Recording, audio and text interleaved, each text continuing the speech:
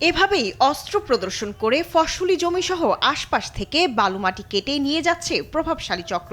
রোববার সকালে আবারও চরলাপাং গ্রামে বালু উত্তোলন করার সময় গ্রামবাসী বাধা দেয়। এ সময় স্পিডবোট ও নৌকায় করে আসা একদল বালু সন্ত্রাসী এলোপাথারি গুলি ছোড়ে। এতে 6 জন গুলিবিদ্ধ সহ 10 জন আহত হয়। অবৈধভাবে ডেজার দিয়ে বালু উত্তোলন করে আমাদের ফসলি জমি এবং ঘর ভিটা বাড়ি সবকিছু ওরা জোর করে নিয়ে যাচ্ছে। বাধা দেওয়ার জন্য আমরা এই অবৈধ অস্ত্র দিয়ে আমরা গুলিবিদ্ধ করছি। আমার পুরা রান্তার গ্যাসের এই অবস্থা আমার হলো।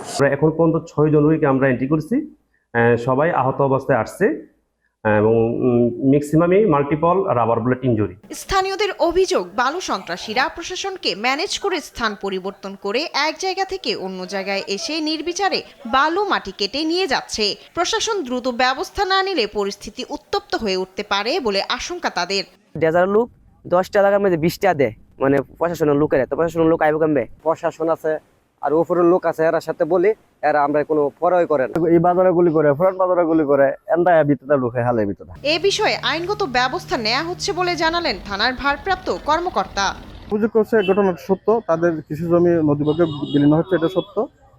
তবে এটা প্রশাসনের সাথে আঘাত করা হচ্ছে কিনা এটা আমার নলেজে নেই। শর্ত ভঙ্গ করায় ইজারাদারদের ইজারা বাতিল করার কথা বলছেন জেলা প্রশাসক। যে ঘটনাটি ঘটেছে, ঘটনাটি আসলে খুবই অনাকাঙ্ক্ষিত। এ ব্যাপারে আমি সকালে মিটিংও করেছি, কথাও বলেছি এবং আমরা সিদ্ধান্ত নিয়েছি যে প্রয়োজনে আমরা তাদের ইজারা যে কয়দিনই আছে আমরা প্রয়োজনে বাতিল করে দিই। অবৈধভাবে বালু উত্তোলন ঠেকানো না গেলে গ্রামের কৃষি জমি নদীতে ভেঙে যাবে বলে আশঙ্কা এলাকাবাসীর। শায়লা খান, নিউজ ডেস্ক, দেশ টিভি।